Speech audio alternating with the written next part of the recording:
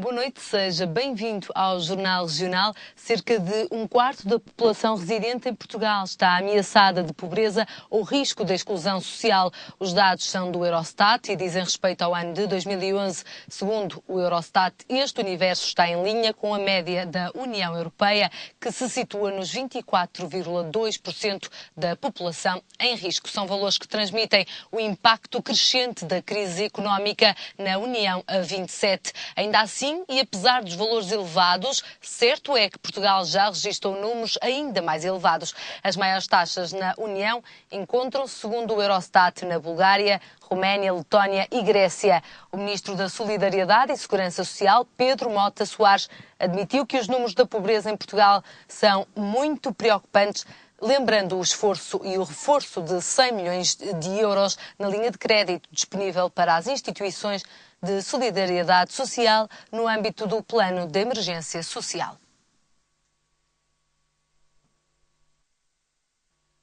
Hoje é o Dia Internacional das Pessoas com Deficiência e, para assinalar a data, as piscinas de Custóias organizaram, juntamente com a autarquia e a Matosinhos Sport, uma manhã diferente com várias atividades aquáticas, nas quais participaram perto de 100 pessoas.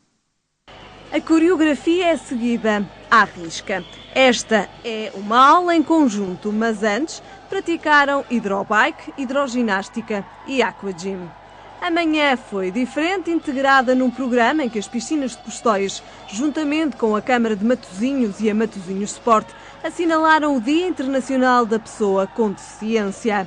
E a integração foi o mote para esta iniciativa. Integrar estes alunos com os nossos utentes. Portanto, não chega só a proporcionar-lhes esta atividade, é importante proporcionar-lhes a atividade em conjunto com os nossos alunos. Uma iniciativa que pretende aumentar a consciência dos benefícios que a integração destas pessoas tem no dia-a-dia e também reforçar a importância das atividades físicas para a pessoa portadora de deficiência. Estas pessoas precisam da atividade física não só para questões de autoestima, saírem muitas vezes dos lares onde estão inseridas, dos centros onde passam grande parte do dia, mas acima de tudo em termos da mobilidade, da condição física, treino cardiovascular, é extremamente importante para aumentarem a qualidade de vida. E conscientes da importância das atividades físicas nas pessoas com deficiência, as piscinas de Custóias têm um projeto pioneiro que se iniciou em setembro, mas não será o único, porque em janeiro estão já a preparar aulas de mergulho para deficientes auditivos. Proporcionar cada vez mais a às pessoas que nos procuram atividades diferentes. Para além da natação temos também o hidrobike.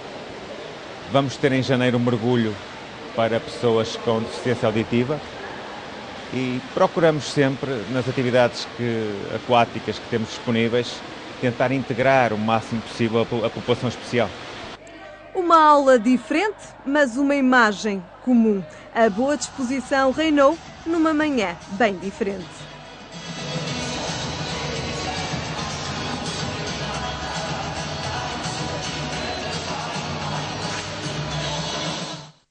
Seguimos com as notícias regionais. 2.914 toneladas de alimentos foi o valor angariado pelo Banco Alimentar contra a Fome no fim de semana. O número fica muito perto do valor alcançado no ano passado. A recolha dos 2 primeiros dias de dezembro foi feita em mais de 1.600 estabelecimentos e movimentou 38.500 voluntários. Agora os alimentos devem chegar a 2.373 instituições de solidariedade social para apoiar cerca de 373 mil carenciados. Ainda assim, a recolha de alimentos prolonga-se até ao dia 9 com a doação de alimentos online através do portal Alimente Esta Ideia. 2 mergulhadores de pesca submarina descobriram canhões seculares e restos de madeira de uma caravela seiscentista junto à Foz, no Porto. Os 2 mergulhadores pertencem ao Clube de São João da Madeira e estavam à procura de robalos de grande porte quando avistaram o canhão entre 2 rochas. A descoberta foi já validada pelo IGESPAR. Começa hoje na Biblioteca Municipal Flor Bela Espanca uma semana dedicada à poetisa. A semana vai assinalar os 118 anos do aniversário do seu nascimento e os 83 anos da data da sua morte. Do leque de atividades, destaque para o concurso de poesia através da rede social Facebook e uma conferência de Manuela Rocha dos Santos intitulada Maria José, o heterónimo esquecido de Fernando Pessoa. A poetisa, que nasceu em Vila Viçosa a 8 de dezembro, morreu em Matosinhos 36 anos depois, no mesmo dia. Dezembro é o mês das tradições e, como não pode deixar de ser, o maior presépio do mundo está em movimento, está em Sampaio do Leixo, no concelho de Santa Maria da Feira. São 2.000 metros quadrados e mais de 7.000 peças montadas por mais de 30 voluntários. Este é já o 8º ano que Manuel Jacinto, diretor da marca Cavalinho, promove a iniciativa, que pode ser visitada gratuitamente até março de 2013.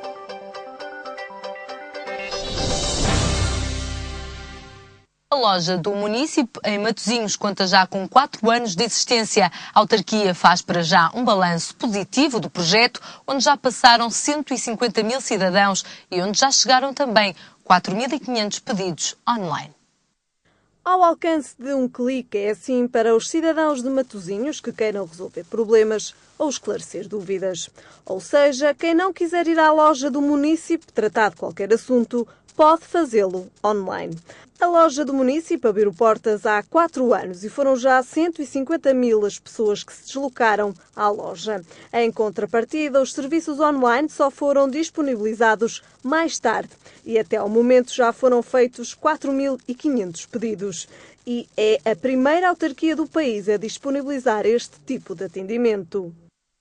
Hoje nós somos a única Câmara do país e das poucas instituições públicas que existem no país, onde é possível, tudo o que é possível fazer presencialmente, é possível fazer online. Portanto, o cidadão, ou uma empresa, não tem que se deslocar mais à Câmara Municipal para se relacionar com ela. Além disso, se antes era obrigatório pelo menos uma primeira deslocação, ou seja, para vir aqui pedir as credenciais de acesso, como nos acontece na banca com o home banking, a partir deste momento isso deixa de ser necessário. Porquê? Porque, mais uma vez, a partir de hoje, passamos a ser a única instituição do país cujo acesso pode também ser feito através do cartão de cidadão. Um projeto inovador e pioneiro que permitiu reduzir os tempos de espera dos cidadãos. Atualmente, quem se dirigir à loja do município espera, em média, 12 minutos para ser atendido. E no serviço online, um dos mais procurados é o do urbanismo. A área de atividade municipal que mais é objeto dos pedidos dos nossos municípios é a área da gestão urbanística, ou seja, dos 122.000 pedidos, quase cerca de 47.000 foram pedidos realizados na área da gestão urbanística. A instrução de processos na área do urbanismo, seguida por a marcação de audiências e consulta de processos, reclamações e sugestões também aqui com 13.000 em 4 anos, as questões ligadas ao ambiente com mais de 6.000 pedidos, as questões ligadas também à gestão dos cemitérios municipais com mais de 4.000. Um projeto que já venceu alguns prémios e que, inclusive, já foi alvo de um case study por parte da Microsoft em 2009. E, a partir de agora, terá uma nova versão. O objetivo da autarquia é criar um novo conceito. O futuro vai ser, porventura, não será agora que a gente vai construir, de dispensarmos postos de trabalho para cada um possa em sua casa, ou parte das pessoas que trabalham na Câmara possa em sua casa fazer o trabalho que tem de fazer, porque com os atuais mecanismos começa a haver condições para que a Câmara possa pensar o passo seguinte, desde que a comunidade não seja retrógrada, de começar a necessitar de menos instalações, porque o trabalho em casa, que não deixa de ser um trabalho responsabilizante como é hoje, possa ser executado. Este é o passo que eu acho que nós temos que dar a seguir. Simplificar o acesso dos cidadãos à autarquia, dando-lhes maior comodidade e poupando-lhes tempo. É o objetivo da autarquia de Matosinhos num projeto que já se revelou uma aposta ganha. Ontem, o Parque de Jogos Manuel Marques Gomes, em Canidelo, ficou repleto como já não acontecia há muitas jornadas para receber o jogo disputado entre o Sport Clube Canidelo e o Clube Desportivo do Candal. Não faltaram quedas, lutas corpo a corpo e muitos saltos, mas golos nem vê-los.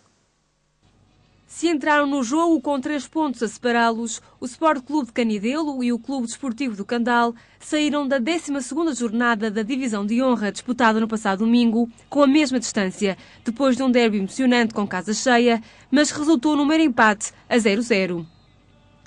O Canidelo a jogar em casa foi quem mostrou maior iniciativa desde o início, dando muitas dores de cabeça ao guarda-redes adversário, enquanto o seu poucas preocupações teve ao longo dos 90 minutos. Mas o pior estava para vir para o Candal. Um pontapé livre assinalado contra a equipa candalense acabou por ser o mais audaz de todo o jogo e só a defesa atenta do guardião Sérgio Lima foi capaz de desviar esta bola que levava já o rótulo de golo. A segunda metade da partida começou logo com o Candal mais expedito e decidido a marcar, o que só não aconteceu devido à vigilância de Hélder. Após vários lances falhados do Candal, o Canidelo começou a deitar as cartas de novo no jogo, com uma sucessão de ataques que protagonizaram algumas das melhores defesas da jornada. O Canidelo ficou muitas vezes por cima durante o resto da partida, mas a defesa sempre atenta de Sérgio Lima impediu a inauguração do marcador, saindo cada equipa com um único ponto. Enquanto o técnico da equipa anfitriã se manifestou inconformado com o empate a 0-0, o treinador do Candal considerou-o justo face à prestação das duas equipas. Vi um derby interessante, com alguma intensidade, muitas vezes não muito bem jogado tecnicamente, mas vi um bom jogo por parte do Sport Clube Canidelo, que tudo fez para chegar à vitória, e vi um adversário que, nomeadamente na segunda parte, se posicionou mais atrás na tentativa de jogar no nosso erro e que não conseguiu criar nenhum lance de perigo. Acho no final que o resultado é absolutamente injusto para aquilo que o Canidelo fez. A nossa equipa teve, como normalmente tem estado em termos de organização defensiva. Agora, em termos de organização ofensiva, faltou-nos ali alguma eficácia. Portanto, enviámos uma bola oposta, tivemos ali uma outra situação onde poderíamos ser um bocadinho mais expedidos e podíamos ter marcado. E, evidentemente, se tivéssemos marcado, tenho plena certeza que acabámos por lá os 3 pontos. O resultado, no cômputo geral, é um resultado positivo, porque estamos já na casa de um adversário direto, bem organizado, uma boa equipa. Mas acho que com poucas oportunidades de golo o jogo, mas julgo que o empate no fundo é um resultado justo. Fim do jogo, a RTV também deu voz aos presidentes dos clubes. Bom, o resultado foi ótimo para os 2 clubes, mas uma das coisas que eu mais gostei aqui foi o fair play que houve na massa associativa do Canidelo e do Candal, que não houve problema nenhum e foi uma das melhores enchentes que tivemos aqui no Sport Clube Canidelo. E como se portaram todos tão bem, é o meu maior orgulho. Os pontos foram bem divididos, embora nós tivemos a primacia de jogo, estivemos sempre por cima, mas o guarda-redes estava lá, também fez um bom trabalho e acho que a minha equipa não esteve muito mal, mas o adversário também tem bons valores, que se bateram muito bem. É um bom resultado, portanto, é um campo difícil, é um derby. Portanto, é um resultado que é sempre incerto, mas empatar fora é sempre, neste campeonato é sempre positivo, portanto, estou satisfeito. Mesmo um ponto é importante também para a equipa? Sim, é importante, claro. Este campeonato vive muito dos jogos em casa e, portanto, se nós não perdemos fora, temos a obrigação de ganhar em casa e, portanto, estamos no caminho certo. Opiniões diversas de um jogo altamente disputado, mas com golos em falta.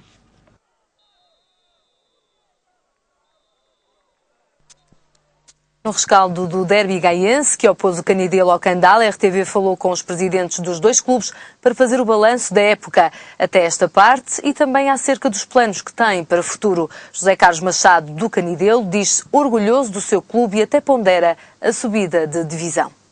A equipa tem tido altos e baixos, tem bons jogos, outros não tão bons, mas tenho fé que realmente as coisas vão sempre melhorando e cada vez a gente vai se encontrando melhor e os resultados vão aparecer, de certeza que vamos estar sempre pelo meio da tabela, sempre por aí. A motivação é sempre boa quando realmente a direção trabalha bem como a nossa direção trabalha. Nós quando temos os ordenados em dia, está tudo, os nossos compromissos com os atletas estão sempre em dia. Normalmente o jogador tem sempre uma motivação extra para estar no Caridelo. Toda a gente de hoje gosta de estar no Caridelo, porque esta direção, tenho o maior orgulho de ser o presidente desta direção, porque tenho homens que trabalham seriamente aqui. E aí o nosso orgulho de que realmente este clube, neste momento, as contas estão saldadas com toda a gente, não devemos nada a ninguém. Felizmente é esse o nosso maior orgulho, e esta direção tem trabalhado nesse sentido. E que projetos é que tem para o futuro do clube? É assim, eu projetos por esta época que eu queria ficar sempre nos melhores lugares possíveis. Não tenho ambições de subir, mas se for caso disso, se esta equipa chegar lá em cima, eu não vou pedir ao treinador para perder pontos, quanto mais melhor. Já Vasco Oliveira, presidente do Candal, salienta a estabilidade como valor fundamental para a salvaguarda do clube. É um percurso estável, embora nós não marquemos muitos golos, porque não temos muitas soluções no ataque ainda. Estamos à espera agora, vamos resolver essa situação só agora, mas é uma equipa que só tem 5 golos sofridos, portanto ainda está a 9 pontos do primeiro, e o campeonato é muito longo, ainda está tudo em aberto. Mas a título pessoal, quais são as expectativas que tem para o clube?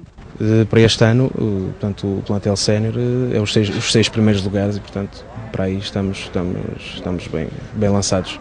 E nas restantes camadas, como é que tem visto também o percurso das mesmas? Nas camadas jovens é sempre mais doloroso, porque às vezes não podemos fazer muito, porque temos escalões no nacional e dependemos muito das fornadas que saem de ano para ano, que vão subindo. Há anos que se apanha boas fornadas de miúdos, e há outros anos que não são tão boas, e portanto podemos ter um ano muito bom e de seguida no ano seguinte ser um bocado complicado e andarmos um bocado aflitos. E relativamente a projetos para o futuro que envolvam o clube, tem algum em mente? Não, isto não há grandes projetos, portanto o básico, o fundamental destas equipas, e eu penso que em todas as áreas, em todas as divisões, é financeiramente estarem estáveis, porque se não estiverem, tudo se torna difícil, se não mesmo impossível. Portanto, esse é que é o principal objetivo, é manter o clube certinho, estável e organizado. E como é habitual, à segunda-feira tenho comigo João Ribeirinho Soares para o comentário neste jornal. Olá, João, seja bem-vindo. Olá, Delfina. O documento do Orçamento de Estado para 2013 deve chegar ainda esta semana às mãos da Presidência da República, e são muitas as vozes que se levantam a pedir a Cavaco Silva que este envie para o Tribunal Constitucional o documento de orçamento. Antes de tudo isto, e antes de lhe perguntar se Cavaco Silva irá ou não enviar, porquê que a Assembleia não o fez antes? É assim, antes de mais, não se envia um Orçamento de Estado para o Tribunal Constitucional a perguntar se o orçamento é constitucional ou é inconstitucional, porque não é assim que o Tribunal Constitucional funciona. Terá que haver uma pergunta, terá que se dizer, o Orçamento de Estado é um projeto de lei, não é? E terá que haver uma pergunta concreta sobre uma medida em concreto, a perguntar se a mesma é constitucional ou não. O Tribunal Constitucional, como instituição, não vai determinar se um orçamento inteiro por si é constitucional ou não. Terá que haver alguém, deputados, o Presidente da República, o que for, que terá de fazer uma pergunta sobre o documento em si, a ver se é constitucional ou não. Portanto, não é simplesmente esperar que o Tribunal Constitucional atue, ou esperar que a Assembleia da República envie a perguntar se é constitucional ou não. Nós temos que ver o que aconteceu aqui há atrasado por causa da questão dos subsídios e do corte nos subsídios de funcionários públicos, que foi um conjunto de deputados do PS que enviou para o Tribunal Constitucional uma pergunta a perguntar se, efetivamente, o corte na despesa com os subsídios de funcionários públicos era constitucional ou não. Mas houve uma pergunta em concreto. Agora, se me vai perguntar se vão enviar ou não, se o Presidente da República vai enviar, se vai perguntar alguma coisa ao Tribunal Constitucional, eu acho que o Presidente da República não o vai fazer. Porque ainda tenho em mente que o Sr. Presidente da República ainda é responsável e não vai enviar um orçamento quase de salvação nacional para o Tribunal Constitucional a perguntar se é constitucional ou não, até porque o Sr. Presidente da República tem plena consciência da armadilha que é esta Constituição. Ou seja, tendo nós num país onde existem vários constitucionalistas e desses vários constitucionalistas apenas 3 ou 4 sabem ler o que é que está efetivamente na Constituição e percebem o que é que está na Constituição, sabemos que a Constituição é bastante armadilhada e o Sr. Presidente da República, tendo em conta a situação que nós vemos atualmente e o Orçamento de Estado de Salvação Nacional que temos de ter, não vai enviar esse mesmo orçamento para o Tribunal Constitucional. O que poderá acontecer... João, que linhas é que, por exemplo, António Costa, que fez referência exatamente ao Presidente da República para que tomasse este passo, que linhas é que as entidades que estão a exercer uma certa pressão sobre o Presidente querem ver esclarecidas? Olha, que se quiser que eu lhe seja muito sincero, eu acho que todas. Eu acho que quem quiser sabotar o processo orçamental, basta fazer uma pergunta qualquer, porque a Constituição tem matéria suficiente, ou quer dizer, antes pelo contrário, tem subterfúgios suficientes para poder declarar o que quer que seja inconstitucional. Portanto, quer dizer, a questão da equidade fiscal. A equidade fiscal dá para muita coisa. Falava-se nos escalões do IRS, portanto... Os escalões do IRS, a progressão dos escalões do IRS. Não só, olha, por exemplo, a questão da privatização da RTP. Está na Constituição que deverá haver um canal público ou livre acesso ao Serviço Público de Televisão e da Rádio. Quer dizer, a própria privatização da RTP pode ser inconstitucional. Mas como muitas outras situações.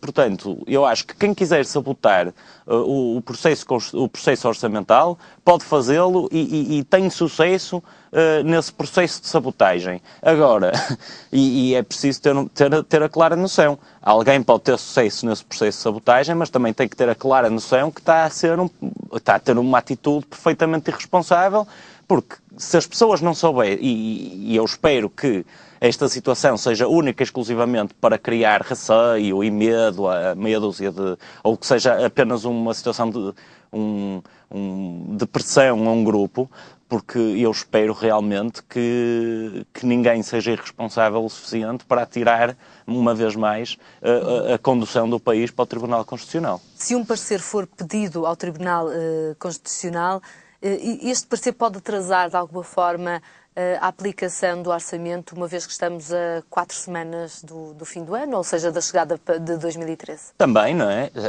Seria um desastre. Obviamente que iria atrasar, porque o processo orçamental, como a Delfina sabe e como as pessoas têm vindo a ver em casa, é uma coisa que demora bastante tempo. O orçamento tem que ser elaborado pelo Governo, em conjunto do Ministério das Finanças, em conjunto de todos os outros ministérios. Cada ministério tem o seu orçamento, compila o seu Orçamento Geral do Estado, e depois disso vai ser discutido na Generalidade na Assembleia da República, depois é discutido na especialidade, depois vai ser votado na globalidade, e, portanto, há todo um processo longo e moroso e bem definido, o processo orçamental é bem definido, e, portanto, seria uma catástrofe, obviamente, que iria atrasar o processo orçamental e que, se isso acontecesse, poderíamos ter a certeza que em janeiro não iria haver orçamento de Estado.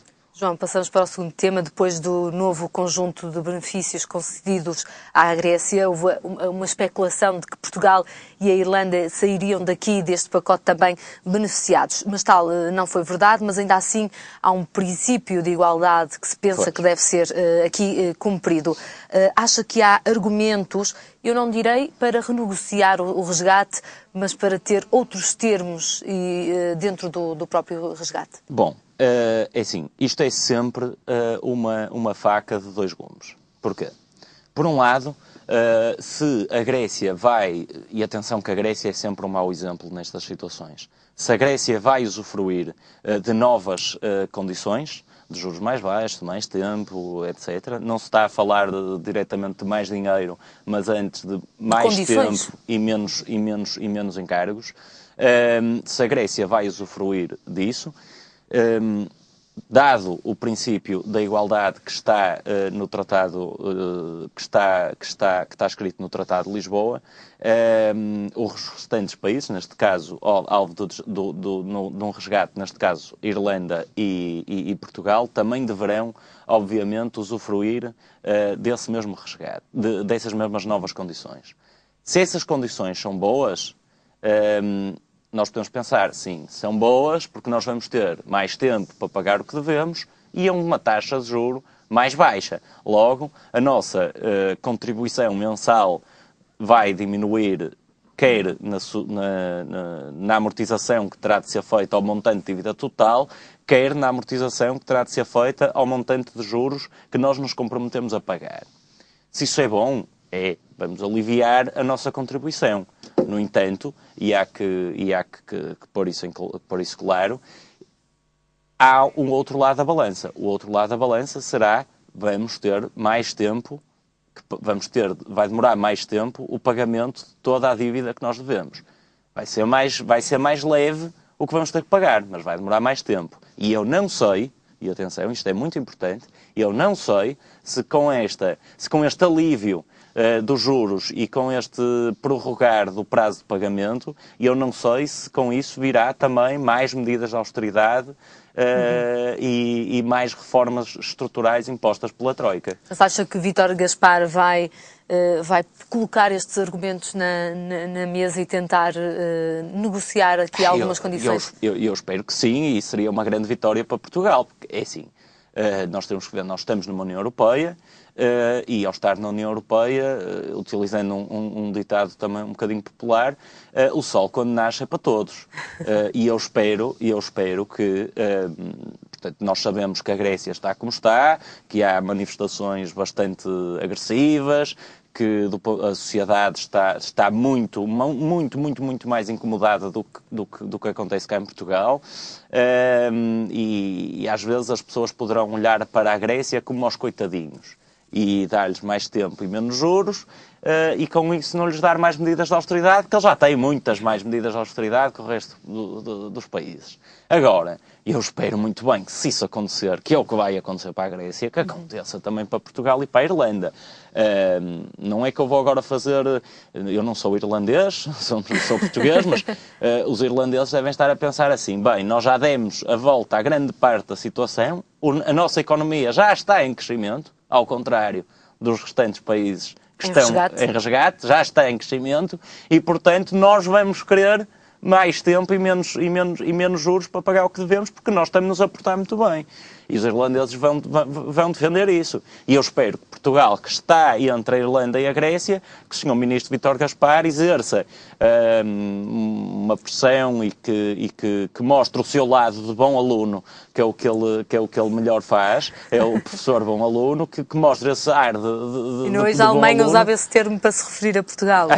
Não sei se usava, por acaso não ouvi, mas espero que o Sr. Ministro Vítor Gaspar utilize a sua imagem de bom aluno e ao mesmo tempo de professor, e que consiga uma vitória negocial para Portugal. Isso seria muito importante, sem dúvida.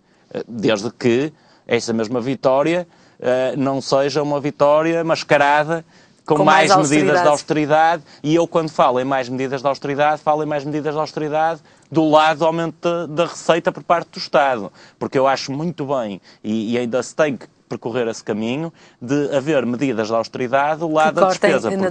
Não esquecer isto, que nós vamos ter que apresentar um pacote de corte da despesa de valor de 4,3 mil milhões de euros em fevereiro, e que a consolidação orçamental, definida com o plano de ajustamento com a Troika, está definida o esforço 1/3 do lado da receita e 2/3 do lado da despesa. E, portanto, estes 2/3 do lado da despesa ainda vão ter que ser bem trabalhados, a somar aos 4,3 mil milhões que vamos ter de cortar e que já foi assumido pelo Governo. João, obrigada pelos seus comentários. Até de hoje a 8 dias, na próxima segunda-feira.